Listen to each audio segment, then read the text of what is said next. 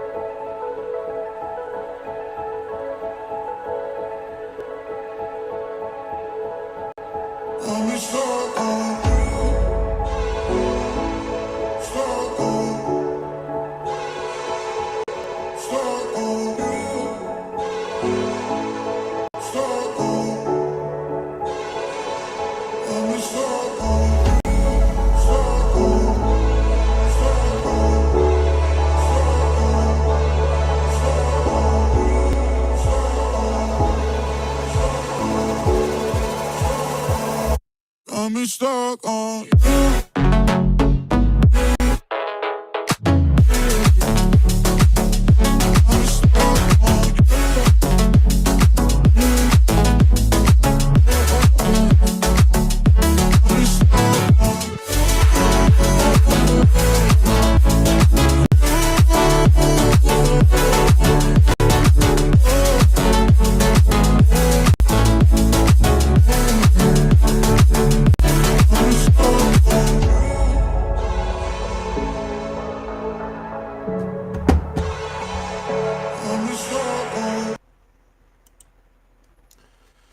Good evening, good morning to everybody. So today we have a special guest.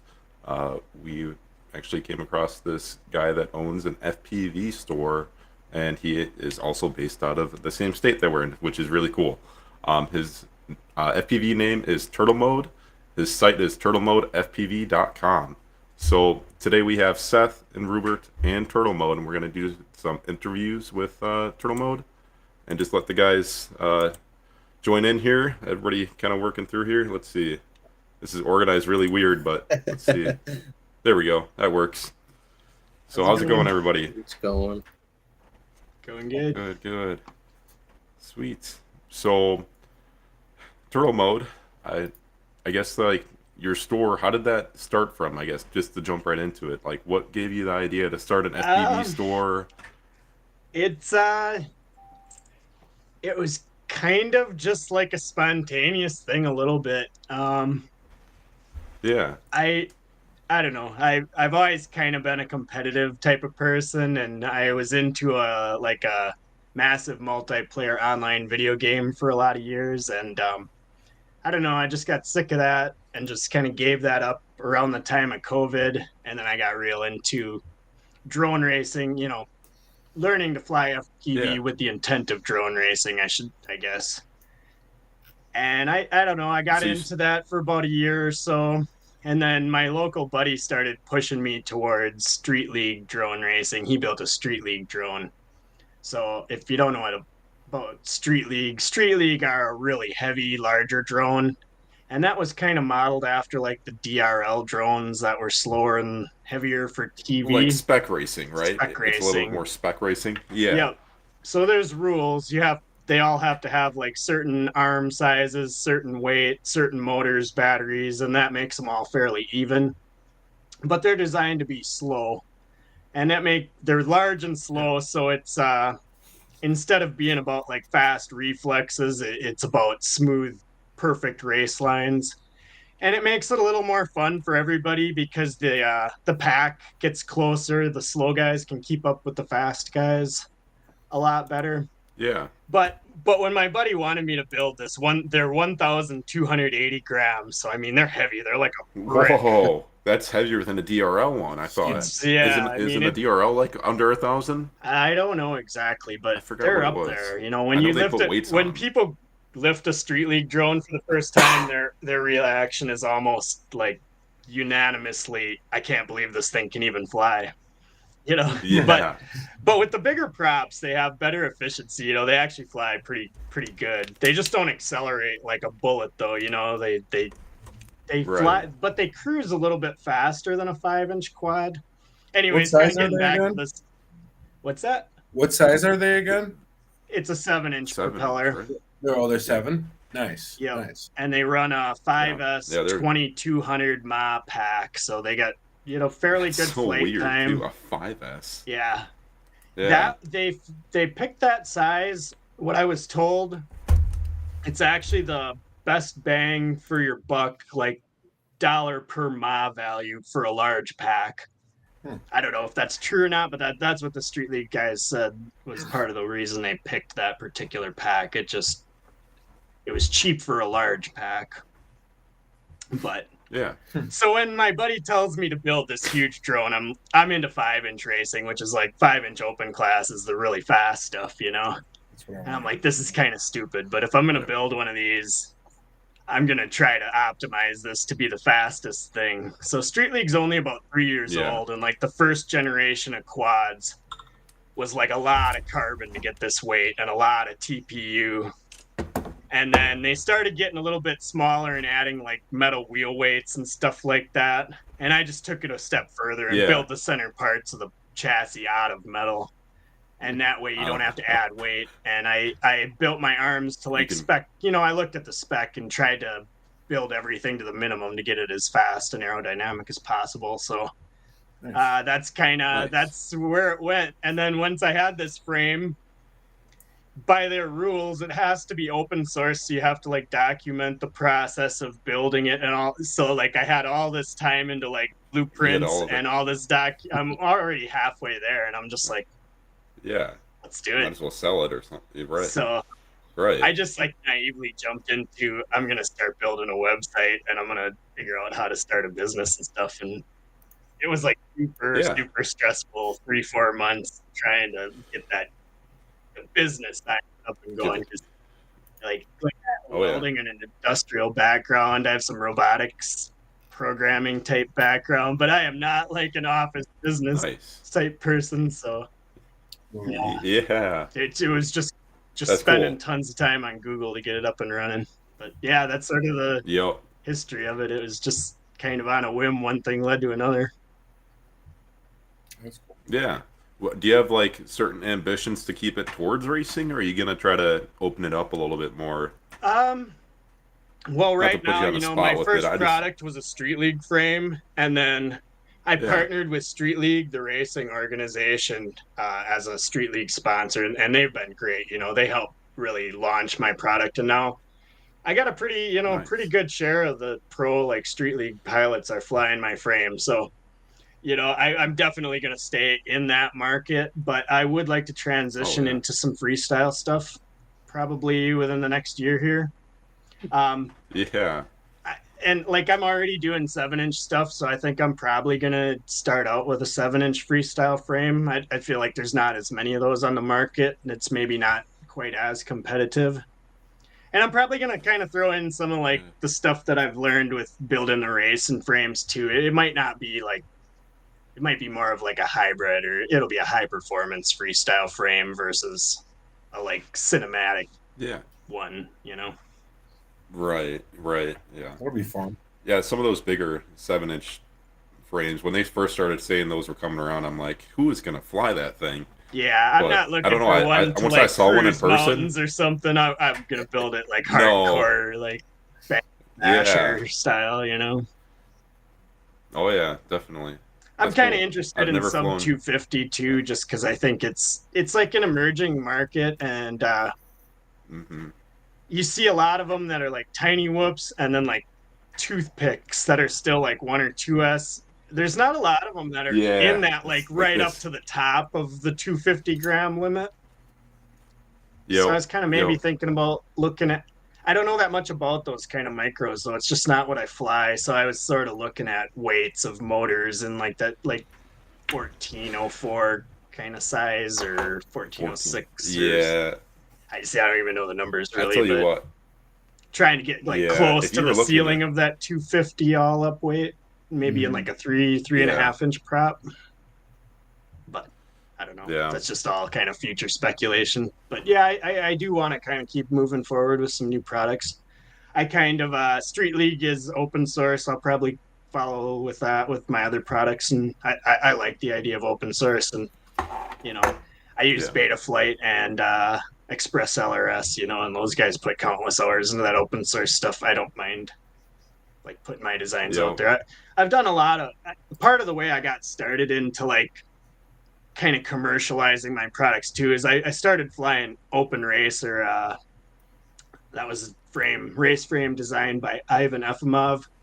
He has the YouTube channel Lyman or Lamone, I think, FPV, and he's a Betaflight dev. But anyways, he developed this Open Racer frame, which is open source. So I started making the pods for my Street League frame also fit on Open Racer frame. So I made like 50 of these Open Racer, like the TPU pods for his open source project first. That's cool. And then when I moved to the Street League, that one fits Open Racer pods and it fits Source One V3 arms. So it's somewhat borrows off other open source projects too. Nice. Yeah. Nice. That's cool. So on your site, and here, actually, I'm going to see if I can kind of cast your site on here, too. I think there's a way I can do that. Maybe. Are you going to be getting any, like, electronics or anything like that soon? I'd like to. Motors? It's like money. That's the hard thing, because I like money and inventory. Started up inventory. my store with like a few $1,000s, like under $5,000, and just like made $100 at a time and saved. Like I don't really pay myself at this point. I just whatever I make just goes right back into like research development, buying more carbon's the killer. Carbon is super expensive. And to get it cut. I ended up outsourcing my carbon to China. I was originally getting stuff from Canada actually, and you just can't compete with the Chinese. They really do carbon cheaper than anyone else, and they do a super good job. I mean, I measure everything with a caliper, and man, they're better tolerances than what I was getting in the USA and Canada. So I can't speak badly about like their quality, but there's import taxes. Once you get over $800, they start nailing you with import duties and fees. So like the idea, like for me, my best target price is to buy like just under $800 worth, and then I skip the fee. I get the best bulk pricing, but skip the fees.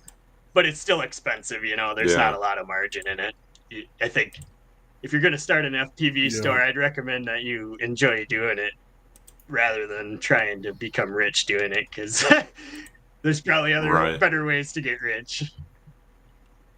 That's exactly what Fly High said. He's like, I just do it to hook my buddies up. Yeah. Well, and like that's my racing costs are extreme, so it does help me like lower my own gear costs quite a bit as part of the benefit of it. And like I just have tons of hardware now for my store and whatnot. If I break a bolt, I can grab a handful of bolts instead of scrounging for one or two that I can't find, So there's some like nice stuff. It supports what I'm doing in my personal racing. So, what's this? So this thing caught my eye because I like blowing up batteries, apparently. This thing protects your battery? It does, yeah. I guess explain this a little bit more. So those Street League guys use that 2200 mAh pack, which is a pretty good, healthy size pack. The original frame they were using was called the Project 339 rig, and that was one of the pro DRL pilots built this really heavy. They call it the PRIG, and that stands for the practice rig, and it was built to be basically indestructible, and that's kind of part of the roots of Street League too. But like in that design, the screws stuck out, and they would mount that battery on the bottom, and when it would crash, there was so much weight, it would like poke screw holes into the first cell of the battery and kill, it would just kill those packs. So that was one of the things I did with mine was build this TPU case that slides into it, and that's super tough. It doesn't kill packs anymore. And I was a little bit of a trendsetter with like some of the stuff in Street League. Once I released the metal frame, now all the frame, like Speed Source FPV, they have a couple really nice frames that they went metal. Toker CNC has a metal frame. Nice. There's like all the racers have metal frames now, so it's gone that way. But you see the battery box on pretty much every Street League quad too, because it's like if you have one, you never break a battery, and if you don't, you're smashing them constantly. But that's like something I'll probably transition into my freestyle frame when whenever I get to releasing that. Please. I will probably release it with maybe like a half a dozen different boxes that fit, popular batteries that are going to kind of fit that size machine. Because it's nice, That would be cool. Just for one of the reasons I got FPV into for top mount, if you could do it. Like the open racer with these pods, man, it's super durable. And like I think the mistake a lot of new racers make is trying to emulate the pros and make the lightest thing with the hottest stuff. But they're not that durable, and like new racers, man, I crashed just thousands of times, on the track. So you want some durability into it. I try to really balance like the highest performance, but I also want like a quad that can just take hit after hit and keep racing around the track. I'm not big into maintenance if I can help it. Yeah, definitely. Yeah, I mean that's when I was going through your site, this caught my eye, and I'm like, holy crap! If they made this for FPV freestyle top mounts, frames, that would be a game changer. Yeah, I've never seen anything like it. So that it really sparked my interest because that sort of the plate itself has like this top plate and this bottom plate, and that pocket just slides on, and then you really got to pull like crazy. I won't be able to do it. But it just stretches over this other thing, and once that's stretched over there, it's locked on like super tight. But then the battery strap still goes around it too. That's what you're kind of seeing with that middle channel there. So when the battery's in there with that strap and it's locked on there, like you do not eject batteries ever. Yeah, wow, that's crazy. That fire that I had last week, and it wasn't even because I landed on a battery or anything. It happened midair. Like the ESC just gave out on one side. When I pulled it all apart, it just was one half of the board that was all fried out. Yeah. But I've had crashes hard enough where even top mount, like the drone lanes upside down and it just smushes the battery right away. And it sucks to go through so many that way. That's a big cost. I mean, that's one of the biggest costs in racing is those damn packs. Yep. So, I guess other than that, so you got into it with the whole thing of doing like FPV racing, right? That was like your main goal around it, right? Have you done freestyle at all? I do, yeah.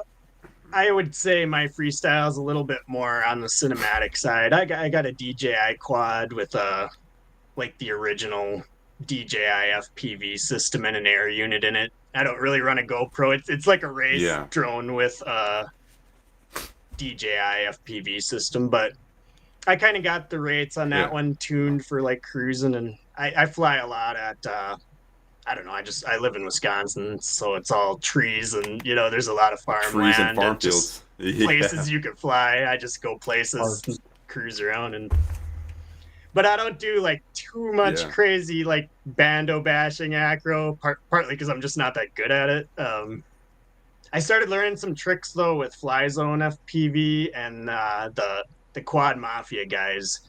When I met them at FPV Palooza in Eagle River last summer, I gave them a couple frames to give away as prizes for their event, but they kept one, and they had a few month FPV video submission trick contest. So I don't know, they learned a Matty flip, they did a trippy spin, several other like tricks, and then the community voted and rated videos, and one of the guys ended up winning one of my frames then at as the prize for the video contest. So I learned a trippy spin for that one, and I learned I want to say a Matty flip. Is that where you kind of like backwards power loop maybe?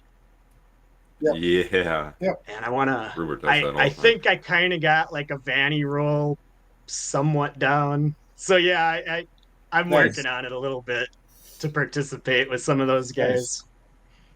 I did like pretty. Oh, yeah. I beat them in at their freestyle competition. They had a bunch of little events. I beat them at musical chairs, drone musical chairs. They had a bunch of like lawn chairs Oh, set up, what? and we were flying around like several trees, That and then you had sounds to land fun. in the chairs. Oh, But they dude, whooped me that's at awesome.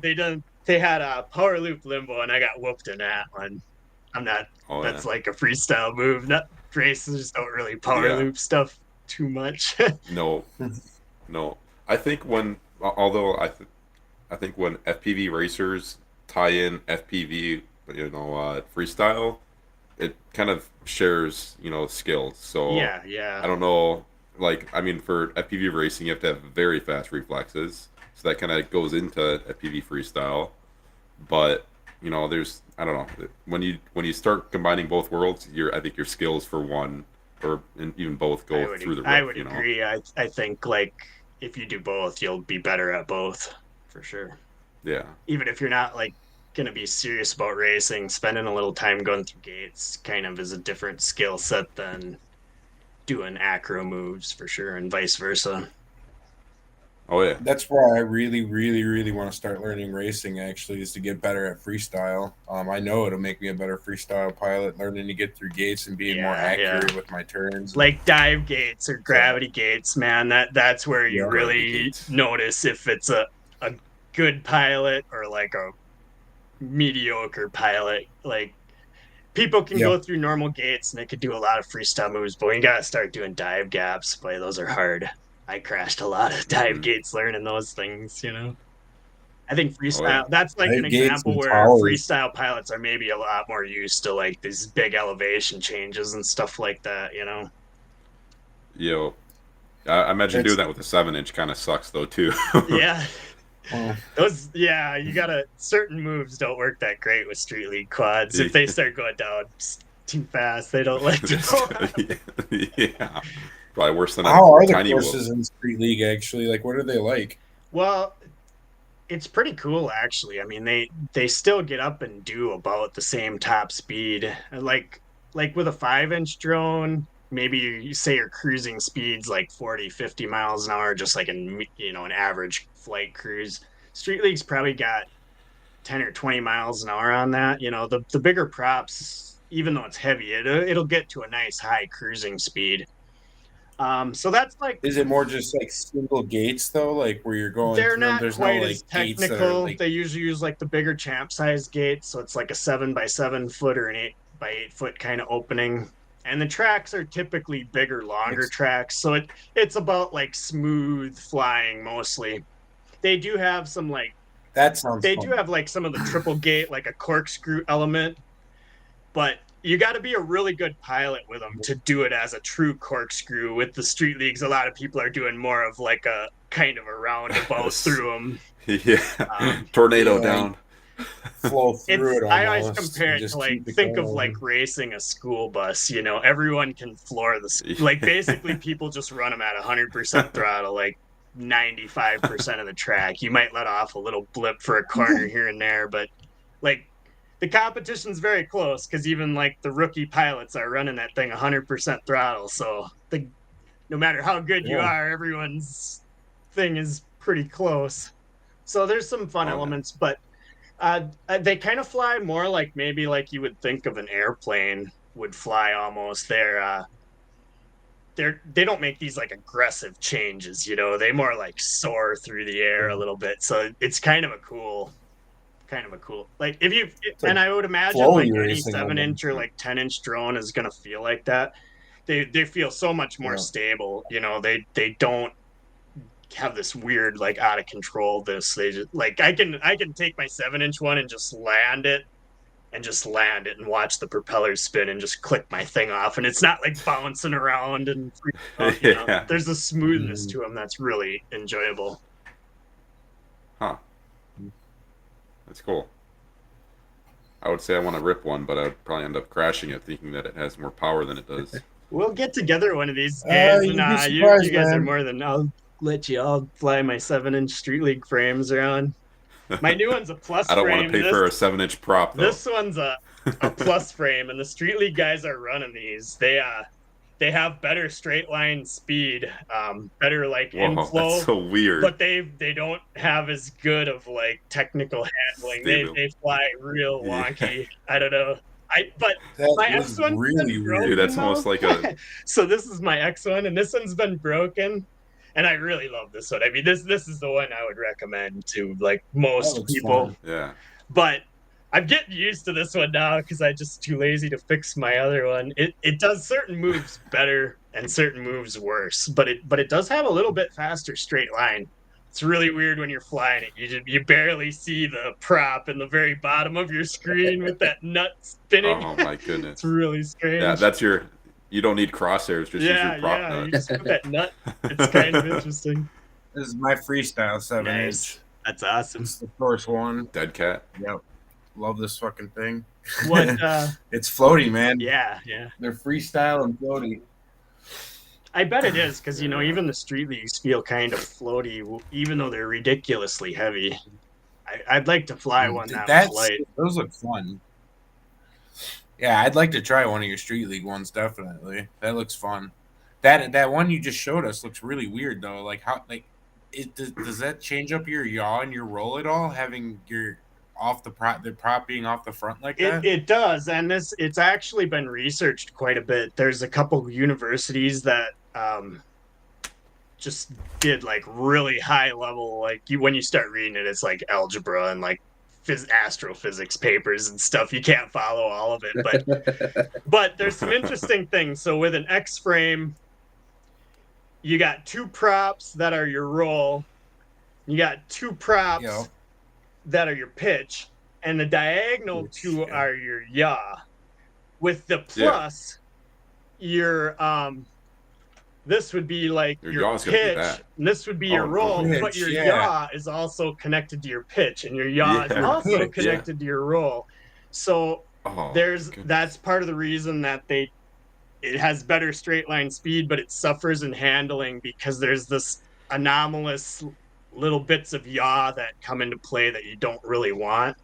And like your flight controller and a good tune will like get rid of most of it. You don't really notice it's there, but you'll notice like for some reason when you come into like a real hard, sharp 180-degree corner and you really put the most into it, like sometimes it'll make it, but sometimes it kind of flakes out a little bit. And I think that's where like when you're hammering hammering hard on one pitch, like hammering just on pitch or hammering just on roll, you might be getting a brief bit of yaw in there, like kind of when you don't want it to, you know.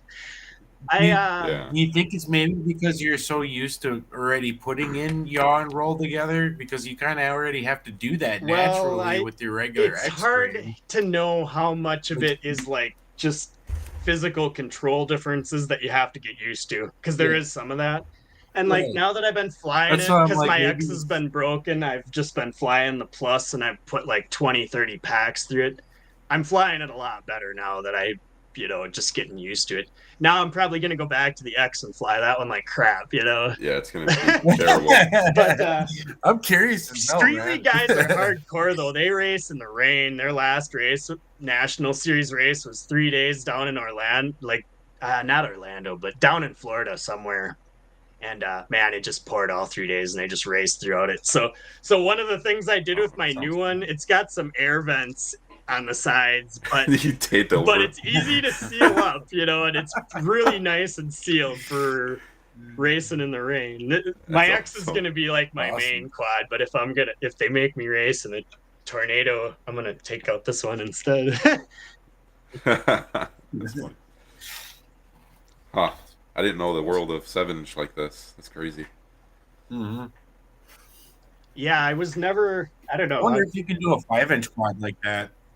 Like, probably built like that. I bet you would have worse characteristics, though. It'd probably be a lot more twitchy. It might be, yeah. I think the weight of the street Probably. leagues and like the size kind of helps stabilize it some. Helps stabilize it. Yeah. I have Yeah, some kind you're of right. ideas for the one thing with the yaw. So your yaw's coupled to your two axes. So anytime you're putting in these axis movements, you're getting a little bit of this unwanted yaw. The thing about it is though, it's predictable. It doesn't like do it in different ways. So you can tell like if you're gonna pitch this way, it's gonna always yaw this way, or whatever. I'm gonna look at working on my TX in the mixer tab. Yeah, So I was just you going to could suggest mix that. a little bit of counter yaw into the each axis in the appropriate direction, like 1 or 2%. And then I you're can see not that going relying south really on the fast, flight though. controller to fix the problem. You're proactively solving the problem rather than sending it down the line for the flight controller to deal with. And I think Oh, yeah. maybe we'll get better results. Maybe we won't. I don't know. I know another pro racer down in Florida that does a lot of testing with me. He goes under the pilot name Freedom Duck, and he's like my age, but his son is the Sloth FPV. I think the Sloth FPV is like around 5th in the world, 5-inch open class. So like no nonsense Wow, racer, nice. but they own like fleet of like 30 drones, and they do like black box testing and serious race testing. So he's actually the guy that wanted the plus, and he's been a really good customer of mine. So I wasn't that enthused about the plus, but Yeah. I'm like, all right, man, I'll make you one. And there again, since I Yeah. had all the work done, I put it Yeah. out there on my website, and I kind of put a disclaimer like I recommend the X, but if you want to give it a try, it's a fun thing to try, But there's other Yeah. guys. There's 3-4 other guys that have developed their own open source plus frames. I mean, there's this allure for racers because it's known to be a little bit faster. So it's like gold fever. If someone can figure out how to get it to fly just as good, then it's going to be the fastest thing on the track. I think that's Yeah. kind of That's the cool. Street League guys seem to be pretty ingenuity. Like a lot of ingenuity too. They're always 3D printing, and like they make a lot of their own parts and stuff too. It's kind of a cool Yeah. group of guys. This kind of sounds like when tricopters kind of first started being a thing. When I first got into FPV, I would say a couple of years after that was when tricopters were popping up, and like everyone was like, "Oh man, this is gonna be the next thing." Yeah, And yeah. it that flopped, but that flopped for a pretty good reason because there's a lot going on with that. This sounds like you can actually work through a lot Well, of bugs. there's a Someone's got like to take the part of the challenge. reason that it works with Street League is because of their weird rules. Like you wouldn't really build a plus for a freestyle drone or like a 5-inch race drone because it doesn't handle that well. But because of the nature of Street League quads, it's so heavy and so under anything you can do to make better aerodynamics is all of a sudden a significant advantage. Like in 5-inch racing, Yeah. the number one thing you can do is just make it lighter. So aerodynamics and other kind of like optimization goes by the wayside. By having a real heavy weight like that, it lets people kind of play with different stuff that you would never do in other types of racing. So that's cool. And that was kind of part of like when you read their mission statement and stuff, part of their goal is to encourage innovation by making it open source. They're trying to get community involvement. Pretty kind of cool group of guys. Yeah, definitely. Huh. If you're interested Cool. in Well, Street and League, they got a nice Facebook page, but they also have a Discord page, and there's tons of like just good advice on setting up, like if your flight controller's not working right or this or that. A lot of tech Yeah. support. I'll have to add you on Discord. Yeah. Yeah, that's cool. Yeah, I'd definitely like to be in that group. Yeah, I'll send you Start guys some getting into links. Cool. Seth, what about you? What about racing?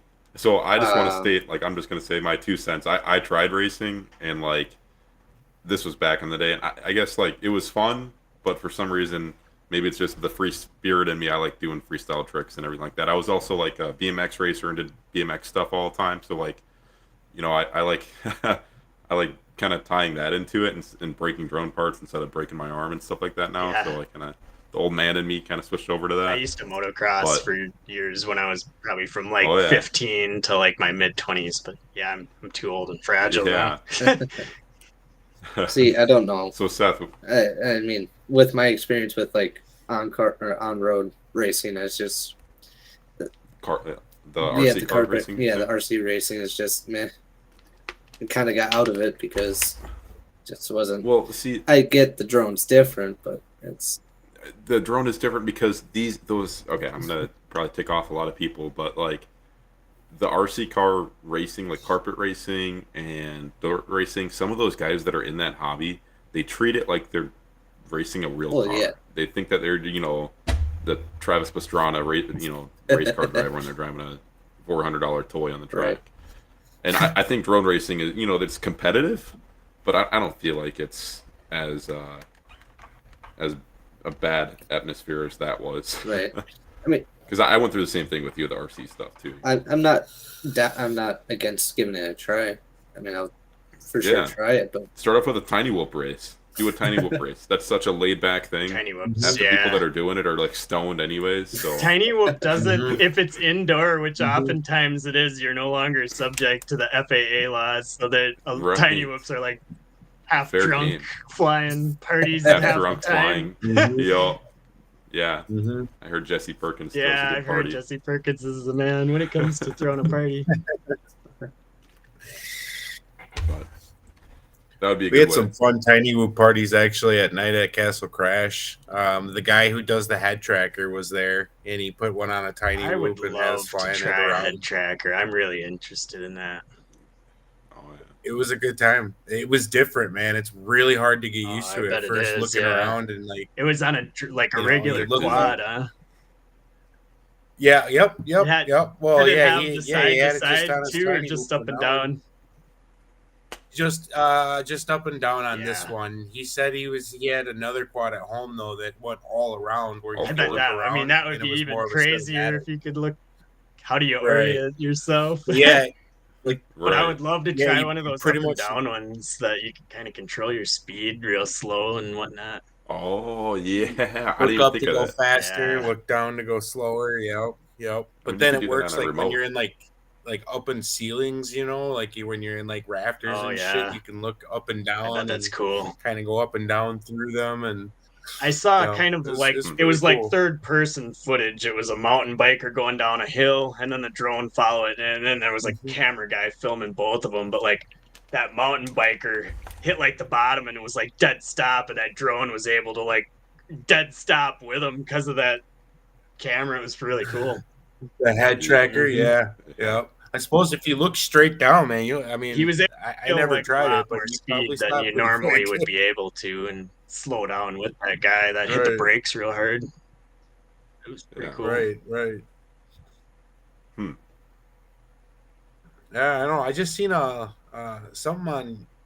Somebody did a podcast on that guy recently. He's starting to do some big things with that head tracker unit now. So should be a thing here soon. I mean, fly out the AMA field is where our multi GP chapter Macville. is based out of, but they're mostly plane guys there. They got a paved runway and whatnot, but they're starting to get into like the FPV wing combat a little bit. They're starting to get a little bit interested Really? in some of the head tracking Oh. stuff too. Oh, They're, that makes me mad, dude. they I was wanna part of that do- group, and I used to freestyle fly there, and they would get so mad at me flying drones there. Yeah, no. Like they I'm would part give me of a that hard group time here in every time. Appleton. There was a little bit of I'm part of that like in that Appleton. period of kind of the two groups getting used to each other, but we have a good relationship. It's Wassa RC Sports is the AMA club, and Afflicted Multi Rotor Racing is the multi GP, and they have their big airstrip, and we have a big drone racing track, and we get along pretty well. Yeah. That's But cool.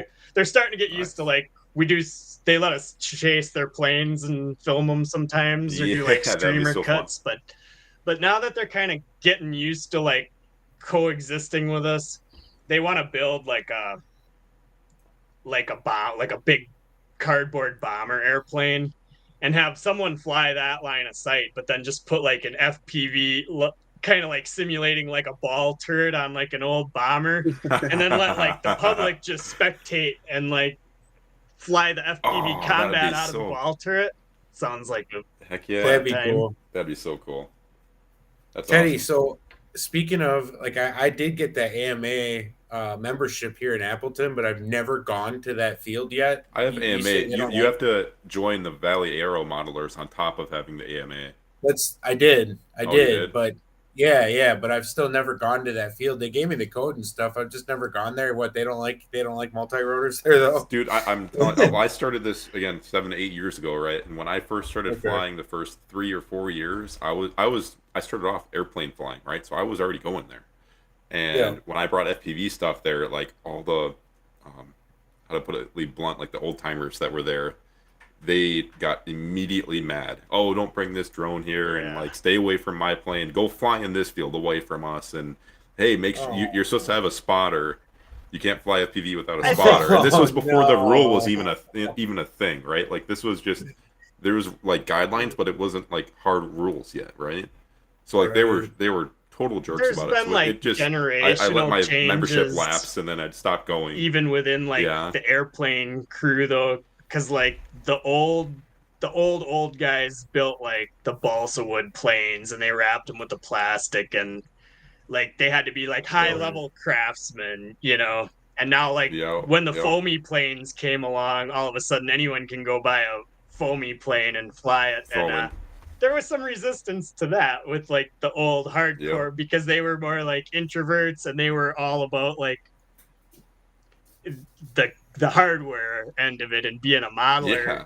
And now the foamy guys just want to go out there and blast around and fly, you know. But Right. but I think that's kind of where like I don't know. It's been a cool club to be part of in Wausau. They have a pilot training program, and they're actively trying to grow their membership. That's and cool. now we have kind of some younger members on the board of directors and whatnot. So it's been good. That's you know, good. there was maybe a little bit of a rough transition period where everyone's got to get to know each other, but now everybody's having fun with it. Yeah.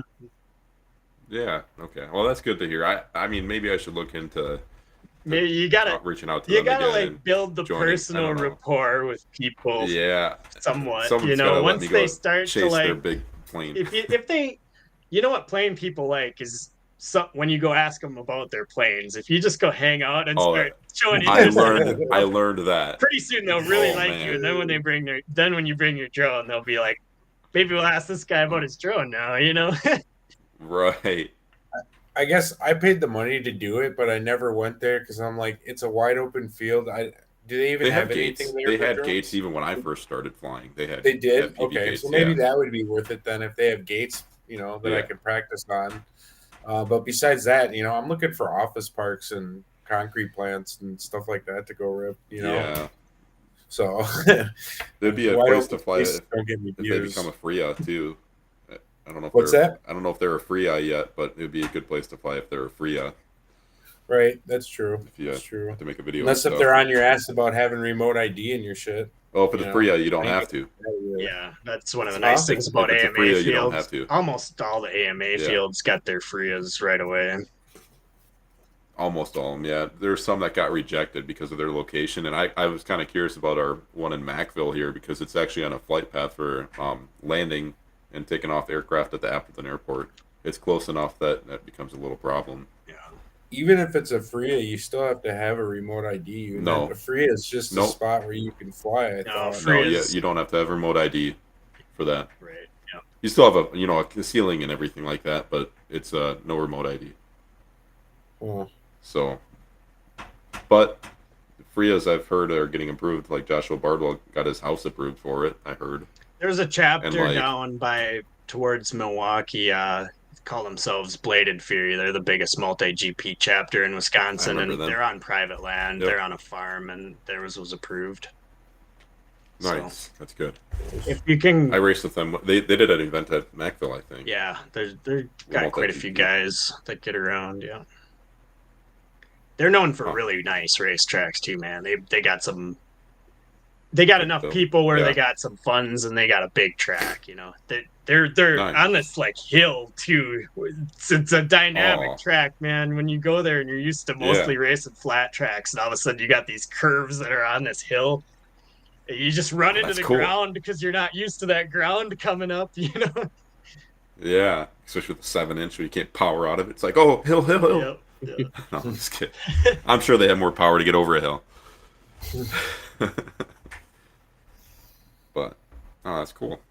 Um, FPV news stuff. Anything change with you guys flying any events or like anything recent coming up or in the past that you guys just did? I know. Our rates video is doing really well. Yeah, Pretty yeah. impressed with that. That was from So, us flying that last Sunday, right? When I caught that yep. field on fire again. Yep. That's my third. I mean, flying for 7 years, maybe this is fine, but that's my third time catching a field on fire. And Rupert was, I was like, he saw me. He saw me just run over to my drone that was smoking, and he saw me stomping out the the grass. I was his battery at first because you could see the smoke clear Dude, over the hill. when I walked up, man. there's like Big 4-inch flames coming from my drone. It was like, oh my gosh. Damn. I've Not seen again. a few of them go up on the racetrack over the years, and Oh, yeah. I had one start on fire, like just the pack start on fire in my house once though. Oh, dude, It was yeah, like you a gotta watch damaged that. pack, and it had like a lump in it, and I'm in my bedroom. And I got it plugged in. It's charging on the charger, and I'm like looking at this lump, and I'm like, I'm just gonna like straighten this mushed up pack out a little bit. No, don't And I do like that. did it, and I heard it vent like, shh. And I knew like, oh man. no. I like grabbed the charger and just started heading for the door, and it was still plugged in. And Yep. I kind of got to the end of that thing, and it fell on my floor and started igniting. And I Oh. like grabbed it quick and just threw it out the Yes. door. And I mean, it was only on Dude. fire in my house for like a couple seconds, but my whole dining room and kitchen was just filled with this Smoked putrid out. white smoke. Oh my god.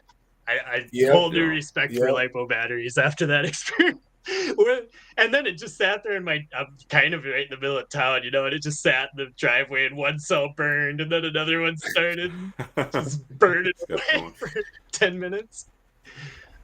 Seth, did you So- ever start one on fire in your house? Because I heard, I mean, you started some RC trucks on fire. RC cars on fire, But- my high speed ones. I was, Yeah. Was that batteries though? One was ESC, one was battery. And Okay. then I had I don't remember if it was one of my race batteries started on fire in my house. And Oh, I did not know right away, but thank God I had it in a fireproof bag. Because I was sitting there playing games, all of a sudden I smelled something like something doesn't smell right. It was 3 a.m. I'm like, what is going on? And then all of a sudden I see my bag glowing. I'm like, oh shit. oh, dude. But it was in your bag Yeah. though. Yeah, dude. I got 4 bags, and I have these old Venom like lipo cases. Mhm. There's 2 of them that are like really big metal ones, you know. But I mean, I had one catch on fire, and that was when I was still in high school. I caught a tiny whoop battery on fire in my parents' Mhm. house, and I was actually charging a 150 milliamp battery at 1 amp, Oh. and it like naturally just like puffed up right away, and it was in the living room floor in front of the fireplace, Oh. but it was on the carpet, and that little one cell made a big flame. And my dad and I were sitting there watching TV as it was happening, like right in front of it. And like I tried to pull it and like get it away, but it melted the carpet. Oh, man. It wasn't like a big thing where it was going to burn down the house, but it ruined, $2,000 worth of carpet. Right. But I don't know. How about you, Rupert? What's your FPV or your, I guess, battery story of catching one on fire? Because I think everybody's done it. Yeah, I've done it. So my bad habit was I like to put lipo killers on the batteries that I'm not using anymore and put them in my oven so they're safe in there. Figuring it'd be safer What? than out in my apartment. What the hell is a lipo killer? It's just like a little light that you plug into your XT60 and it runs your battery dead basically. Oh, But it trickles it out over time so it safely kills your battery. okay. So then you can take it to be disposed of eventually. I just saltwater Um, bath. No, I've read that works sometimes part of the time. Huh. Anyway, this lipo killer, I put that on it. I put it in the oven. Well, I forgot that I put the battery in the oven and went to preheat the oven to put a pizza in. And Oh, yeah, like the oven beeped and I'm about to go put the pizza in, and all of a sudden I start seeing sparks in the oven, and I'm like, what the fuck? And I open it up, and that's when I realized, and it started to Wow. pop really bad. And so I closed the oven again really quick, and it fucking just started to fill up with smoke. Well, thank God my oven's right next to my patio door, so I opened the patio door, stuck a fan next to the oven, and just kind of cracked it slowly and let the smoke out slowly. Still fucking filled my whole apartment with smoke, though. Dude. Smelled like chop suey in here for like 2 months. It's probably 2 years. Holy crap. So. Oh man, that's got to be the best one out of all. I'm not making fun of you, but that's really awesome. That's something to see. I'm glad. I was gonna say I could do something like that too. Cranking her up, or Oh my god. You know what's sad too is I have 3 bat safes actually, and like normally I stick one in there and like stick it out on my patio, but for some reason I got this bad habit of putting them in my oven for a while there, and I don't do that no more. So hey, you know what? I mean, at least it was in an oven and not on your living room floor. It is better. It was a safe location for it. Yeah, and that part of it. But man, that's got to be one of the best ones. I shit myself that day. Oh, dude, I would. I'm just glad it was like a dead lipo at least, you know. It still sparked up, but like I've never seen like a charge one go. Mine were always pretty low, and they still were pretty excited. Yeah. That's awesome. Yeah. I'm sure there's tons of other people with crazy stories with it too, you know. I had one of those Radio Master, the big like Radio Master lipos that people say are totally safe too. That one didn't actually go up, and I'm gonna say it might have kind of been my fault because I was trying to like play sim and like charge it. So I was using the battery and charging it at the same time. Yeah. But something went wrong with that one. And it puffed up on me. But then it kind of like just seemed like to stabilize. Like it was just good. So I'm like, okay, whatever. I'm still using it. But then I came home from work one day and the battery case was almost like pried off of the radio. It had like started swelling again like at a later date. And so I threw that thing out immediately. Then, like, okay, I don't trust you anymore. Yeah, because it wasn't even turned on or nothing. It was just swell. sitting there on the counter and puffed inside that radio. Oh yeah, yeah. I just use like nickel metal hydrides for mine. Switched or to those They're NiCads. Yeah. Is it NiCads? Yeah, it's gotta be NiCads. But something like that. But that's crazy. Speaking of Radio Master, so do you know how to use a TX? And a TX16S is what I have. Yeah, do you guys run TXs in yours? Like any kind of like a Crossfire TX or Open TX, Open Edge TX? You're talking about no, a no, You're module. talking about the software? Module, yep. I run. I used to. I've run Express LRS modules when I used to have an older one. I went to a Boxer with the built-in ELRS now, but running a module is not hard. You just plug it in and like select it in your radio, and pretty straightforward. Yeah, with Radio Master, So, I have a Boxer. I can't figure out ERLS, so I went back to Crossfire. I finally got a Crossfire module from my friend Flyaway FPV, and now I can't freaking figure out how to use the module. I can't get it to bind, or I can't get it. I don't know. Like in the Lewis scripts in the radio, I'm pretty sure because it says Crossfire in there and Ghost and stuff. So I had a Ghost module too that I was trying to get to work. Couldn't get that to work either. I would definitely check your software because that was, I mean, at least for me, when I first plugged in my ELRS module, I got everything. I had to get the remote updated for the Lewis script for the ELRS, and then I had to update the. There's compatibility issues with firmware. If like your module's on like version crazy. 1 and the receiver's on version 3, then they don't always work. That's the same thing with possibly ELRS what's going too. on with, and Crossfire has that same kind of thing. Like you want matching firmware versions. Yeah. But So otherwise, you update it's probably, something, if it's not like firmware, it's probably going to be in your radio Edge TX software more than likely. You know, this brings up an idea. We should do like a test and tune day where like we all just meet up to go fly, and then we could work on help each other through their things that we're working through. What's that? And learn. Yeah, I mean, I'm between all of us, we know enough to get by. And that's not something I'm proud of. But I would love to learn ERLS. That's a pain there we go. in the ass for There's people. dude, that's our pro. Mm-hmm. Yeah, man. I've tried to go ERLS like 3 or 4 times now, and each time I've bricked a receiver and like fuck this, going back to Crossfire. I've thrown a couple of those But out too. if somebody could teach it to me, They say they're unbreakable, yeah, but somebody could. if you can't fix it, it's bricked. They are totally breakable. Hell yeah, they are. Yeah, you can break them. I tried using that Yeah, fitty man. dong. They call it like a fitty dongle that you could plug into your USB, Yeah. and they claim they're unbreakable if you use that dongle. But yeah, right. I couldn't use the dongle first off, you know. Yeah. I don't know. I just Yeah. got into ELRS and I like it, but I also just hate setting it up. But once Yeah. it's set up, like it's rock solid, and the range just blows my mind. Yeah, once But you get it, that's all just tuned coming up, from a guy that then flew it's Spectrum just though too. set it and forget it kind Yeah. of thing. Mhm. Oh yeah. I always have better Yeah, luck with but- the flash and the receivers on Wi-Fi. I think I would like everyone Yeah, was me kind too. of always used to like you plug it into a USB cable, and the ELRS people just didn't design it to work that way. They wanted it to be Wi-Fi, and I think it just works better if It you works better do that it the way. way they wanted to use it. Yeah. Yeah. Although when I do Yeah, I my remember radio, watching- I still plug the radio in. The radio module seems to flash over USB really good, but the receivers, I set those up on my home Wi-Fi. Hmm. When you first set them up, you put your Yep. Wi-Fi password in, Yep. and then after that, you just plug the quad in, and it just shows up on your computer automatically after that, which simplifies it after Yep. the first round. What's the best RX to get? The best receiver to get? for It depends ELS? what you're doing. You know, like the most of the racers just use the little like ceramic antenna ones because there's less crap to break. But like freestylers, the one I put on mine is a true diversity receiver. So there's antenna diversity receivers. That's a single receiver with 2 antennas, and that's better than one antenna, but not really by much.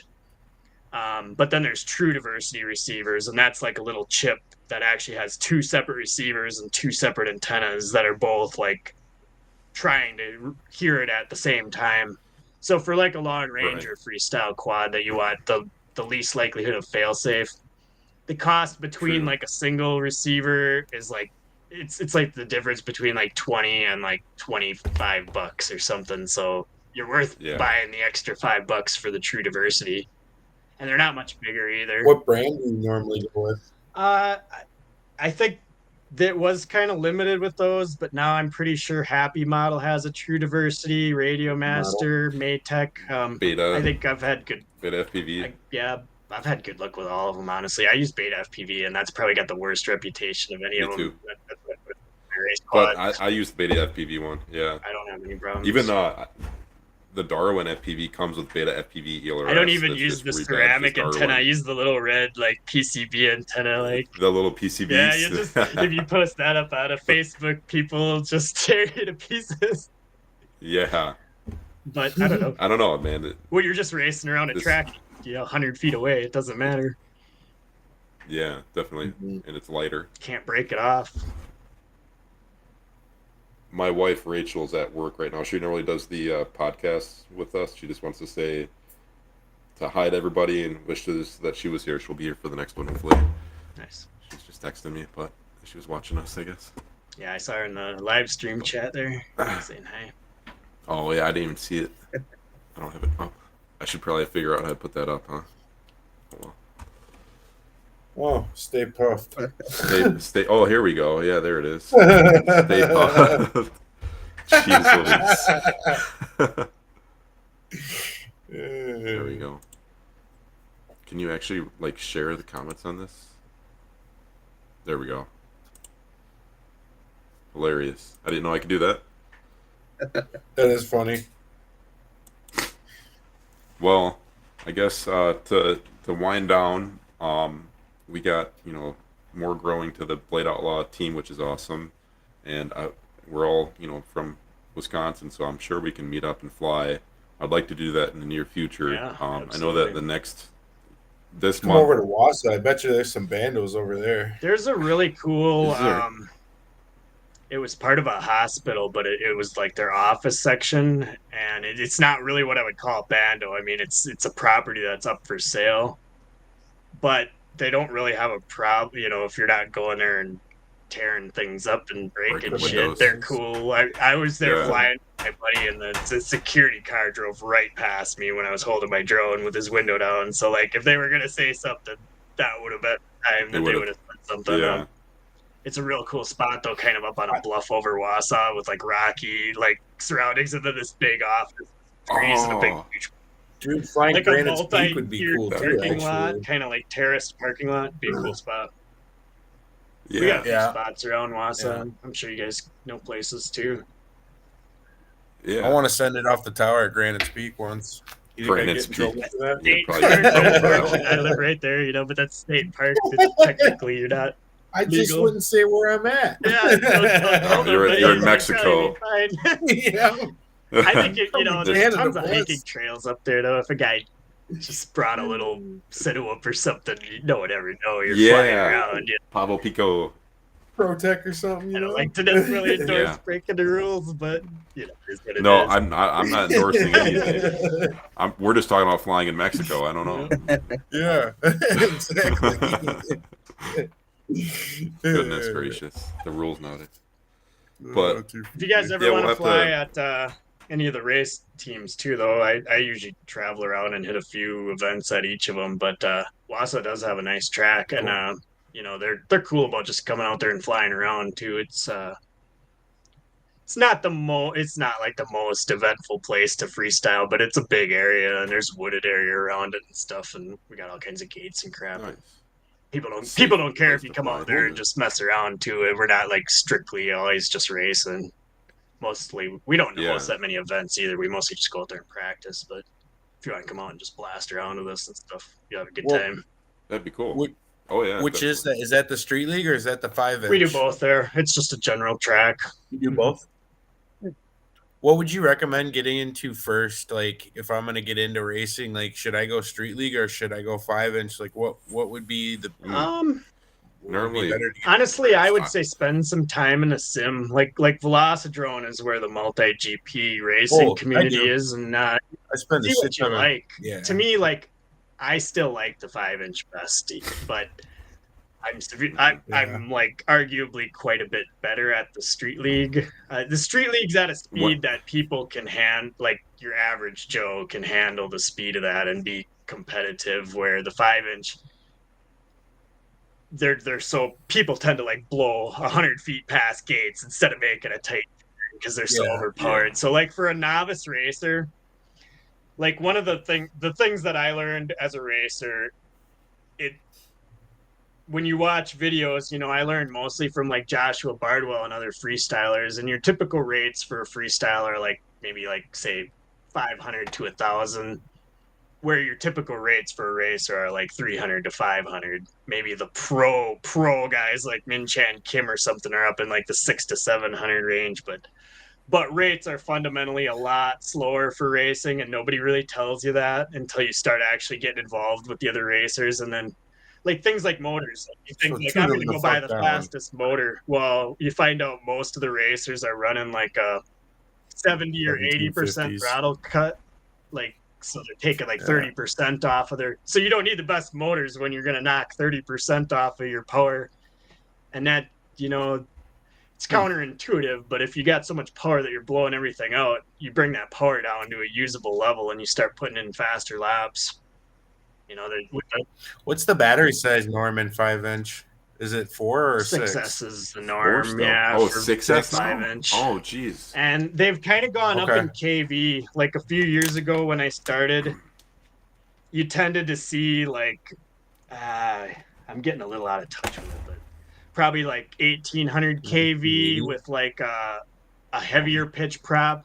Now so they used to run like a 42 prop with an 1800 kV motor. Now they switched down to like the R38s, and then they went to R37s and R36. Now they're running like R30s and R35s, but they're running up over 2000 kV. So they've mellowed out the propellers, but increased the RPM a lot.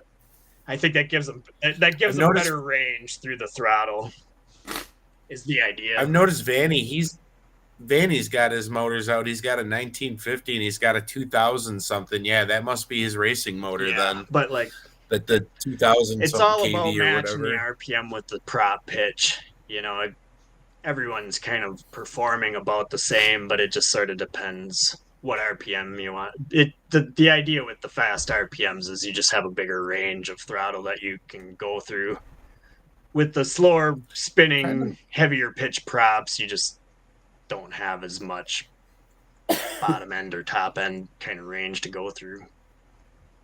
I think it totally makes sense because when I run my 1950 motors, I tend to run the mango props more, the Ethic mangoes, and then when I run my 1750s, I tend to run the J40s. Well, more and like on with the those. flat props, they'll spin up faster too. So you not only do you have more range, but it changes quicker.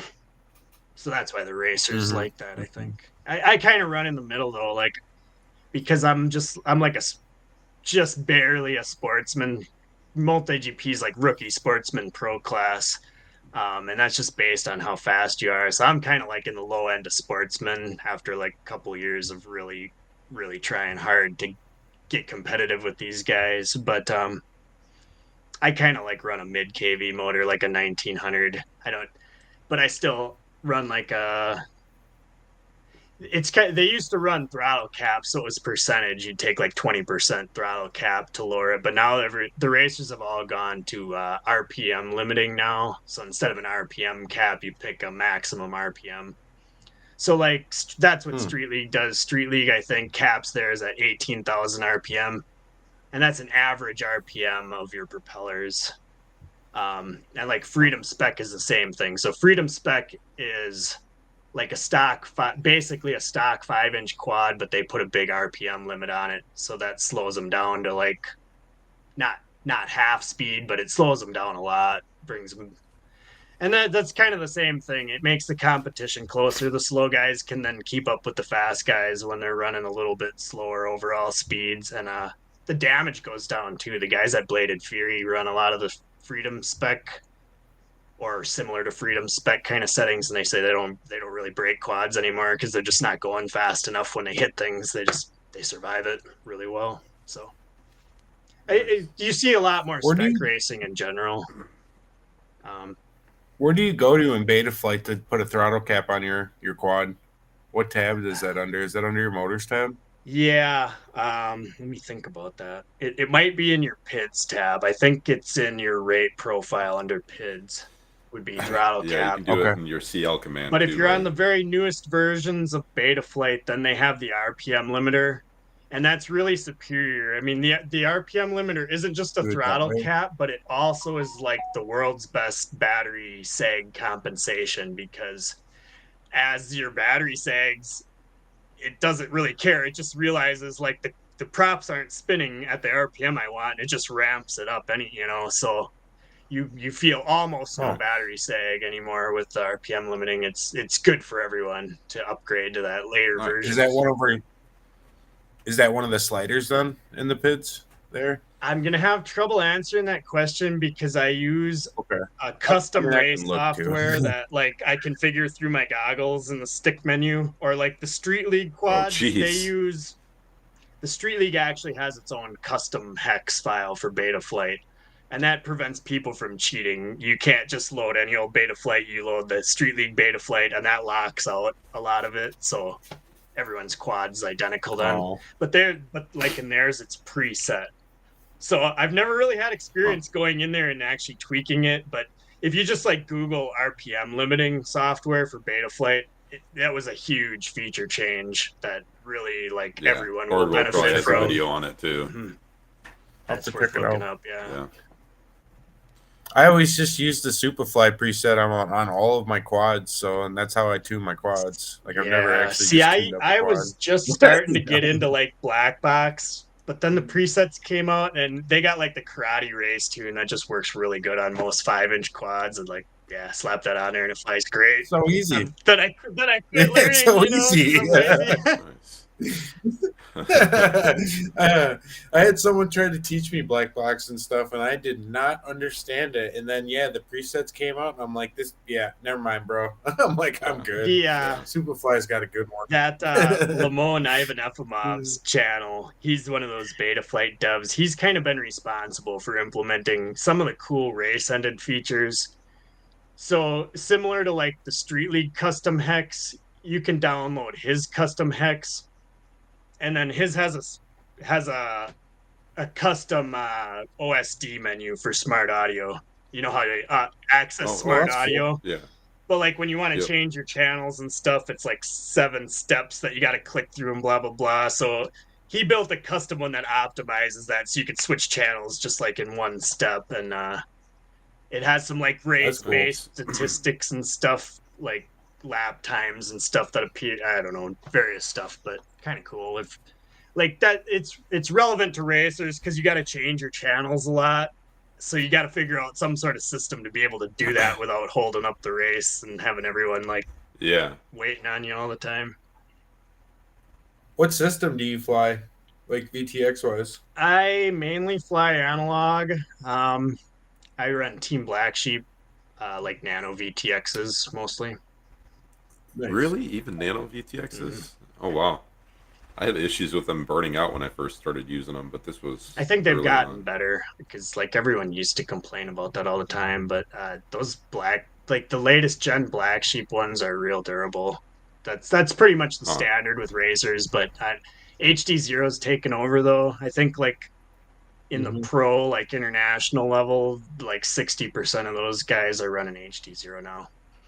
I really mixed That's actually that. what I'm looking into right now. I had the original shark bite receiver that like clicked into your analog goggles, and like Yeah. I don't know, it was. There's no argument the video quality is a lot better. I mean, it's not like DJI, but it's like halfway between analog and DJI, so it's really a lot nicer for racing. But the it doesn't have good transmission when you like crash. If your antenna's in the grass, like 50% of the time you'll be able to turtle mode and keep flying, and the other 50% of the time you just get rainbow screen and you're screwed. So that was my experience with it. And then I put it in a quad that just was like one of these problem child quads, you know, and so it was really a turnoff for me when this quad was just never freaking working right. And finally I was like, screw this, I'm going back to analog because it always works, you know. But everyone now says that with firmware updates and the new goggles and the new cameras and VTXs that it's significantly better. I was like this close to buying the Black Friday sale, and I kicked myself for not doing it because now I'm waiting for another sale and they're never going to put one out. So I actually, my friend Flyaway, she's got a hookup with HD0. She can get the goggles for half price. Oh, nice. So she's doing a trade with me right now. She's building me a race drone and getting me a pair of goggles, and I'm trading her that 7-inch I just showed you, and my Cinelifter actually. Do you know 608, the pilot from Wisconsin here? I've heard of him. You've heard of him? Yeah, have you? Sounds familiar. He's a really good editor too. Like he did editing for Bot Grinder and them for a while. But yeah, anyway, he traded me my Autel Evo Pro 6K. He traded me this and that 7-inch for it. Well, that 7-inch fucking blew up on me. My second flight, it just death rolled out of the stack and started on fire. And I haven't wanted to fix it. So I contacted Flyaway. I go, hey, I was like, what's the best, stack to put back in this thing? And she's like, are you sure you want to keep it? And I'm like, well, what do you mean? And she's like, you want a race rig? Sure. So she's the one who told me to go HD0 with it instead of analog. That's where it's going. I think that, especially if you're interested in racing, that's probably the way to start into it now if you're looking for a new system. Right on. I think I might just try out the 5-inch. Benefits to analog, like the I was talking to that Freedom Duck that lives down in Florida after that last Street League race that it just poured, and I mean they can formal code stuff, and they know that they're gonna race in the raid, so they do their best to prep their gear, but like they said that the HD0 cameras did not like the water nearly as much as the cheap analog cameras. Like not only are the analog there's a lot more sensors and stuff going on for that. They just they were sealed up better. Like they said the HD0 got like water inside the lens. People were putting them into like food dehydrators and stuff, trying to, because they're like $70 cameras too. So certain applications you might still want the analog rig, Are they using the 90 FPS camera then in racing, Oh, or yeah, like, yeah. is They that have the best to. one? Yeah, only they one would they'll have to. use, Yep. Hmm. Although, I mean, they I were wanna using try the that so original badly. ones, but once the 90 came out, that's all people are using now for racing. I want to try it so badly just to see if there is that major difference everybody was saying. There's a couple guys at Castle Crash that had them and just totally spaced on trying them out before we Yeah. left. So Oh. The racers, the top pro racers, say it's like cheating if you have them and the next guy doesn't. They're sold on it. really, But they're also extremely good racers, so they could feel very subtle differences sometimes too that the average person might not. well, and all The these actual latency influencers, is you were very talking close about to Cardwell and analog. them too, but Cardwell's not. So I mean, if you've flown analog, you felt like the latency. And when you're flying DJI up close to yourself, you don't feel much latency. But you've probably been in that situation where you've got over some trees or something and got the weird Dude, Mhm. yeah, it diamond messes with kind me of still. screen, And and I just do that okay, with I was out of control there for like a Cinewalk, too. second, and then it comes back. Like you don't have those like weird periods of lag that just kind of hit you unexpectedly with it. But it's not really faster than analog either. It's just better video quality than analog. Walksnail's kind of like that too, actually. So it'll break up a little bit first, and then it'll freeze. It's not like quite like DJI where the screen just fucking freezes Yeah. on you, and you're like, "Oh, I'm fucked They've now." improved You know? But DJI doesn't Walksnails do for that. use Yeah. in Street League racing now too, well enough with the other VTXs. Like you can't use DJI for racing because you get two sets of DJI goggles up, and it just kills everyone else's video. But apparently, Yeah. the Right. Walksnail has been cooperative enough that they're letting that fly. Nice. I flew with Teddy the other day, and we were fine. Yeah, So, analog versus that was good. I thought for sure you're gonna be stomping on me because I was only putting out like 200. I guess they I had got, it turned like, up to 50 too. a mode for racing. I that forgot they to turn it implemented down to with that 25. Walksnail. Huh?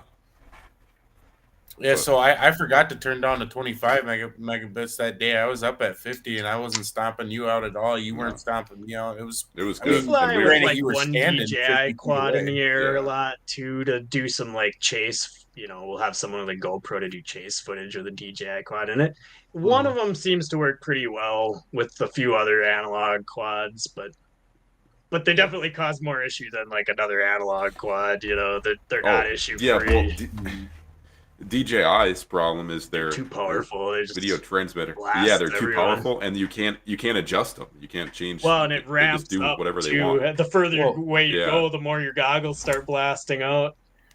People kind of Yeah. like analog people are used to proximity. The old quads. Like as long as you kept your quad away from everyone else's, it was okay. But DJI is almost the opposite. You go further away, and everything starts Yeah. trying to go up to keep up with it. When you go to events, though, they make you turn it down to 25. Like if you have DJI, you got to turn that down to 25. You can't and turn then, it like, down. Yeah. You can't turn down DJI. You can. No, you can't. You can. No, you can't. Yeah, There's no way of adjusting down DJI at all. That's the Yeah, you biggest can. problem. There's a 50 and a 25 megabyte. That's in packet your rate, power not settings. Power. That's packet rate. That's not power. Yeah. The power is always You dynamic. can't turn down. That's the biggest problem. That's why they don't use DJI for racing. Is they're veritable power bands. It just changes with how it senses the signal strength. Packet rate has to do with latency. If it sends a lot of packets, you get better image quality. If it's only sending half as many, it transmits them more quickly. Yeah.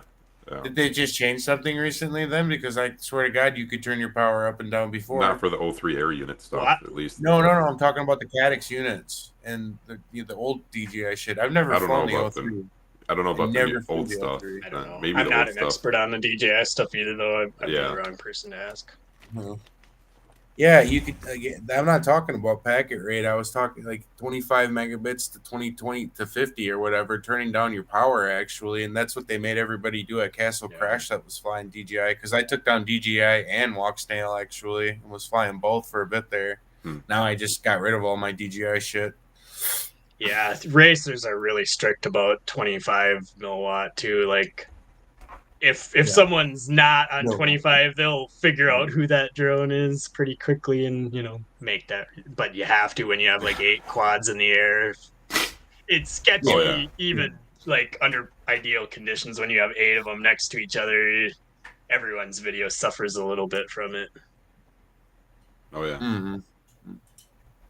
Cool. Well, I gotta end it because we're getting to an hour and a half or hour and 20 minutes here. But on the short end of it, we'll definitely do another podcast together if you guys are all open for it. I know it doesn't line up with everybody's schedules. I'd like to do at least 2 a month or so. Yeah, man, this was fun. And then I enjoyed it. We got to do some meetup and flies.